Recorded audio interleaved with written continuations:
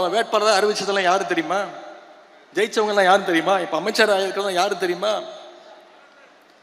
போதைப் பொருள் வித்தவர், கஞ்சா வித்தவர், பொண்டாட்டிய கொடுமைப்படுத்தி வீட்டில் போட்டு அடிச்சவர், சினிமா படத்துக்கு பிளாக்ல டிக்கெட் வித்தவர், புது சினிமாவை திருட்டு விசிடி வித்தவர், ஜோசியத்தால கேன்சரை சரி பண்ண முடியும்னு போலி வைத்தியம் பார்த்தவர், RSSல சேர்ந்து காக்கி டவுசர் போட்டு சுத்தினவர்,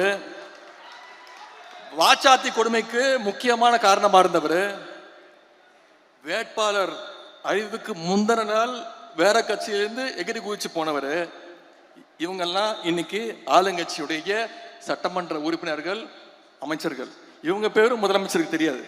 எல்லாத்துக்கும் இப்படி வழக்கம் சொல்லிக்கிட்டு நசன் பேசுற டைப்பும் நம்ம கிடையாது. உங்களுக்கே தெரியும், அதிகபட்சமா எல்லா மீட்டிங்லும் 20 நிமிஷம்குள்ளதான் நான் பேசியிருக்கிறேன். அதனால இப்ப மக்கள் என்கிட்ட என்ன சொல்றாங்க அப்படின்னா, இந்தப்பா விஜய், நீ எங்களுக்காக உழைக்கிறதுக்காக வந்திருக்கிற, அந்த வேலையை மட்டும் பாரு, உன்னை பத்தி பேசுறவங்கள நாங்க பாத்துக்கிறோம் அப்படின்னு சொல்லிட்டாங்க. என்னடா நடக்குது இங்க?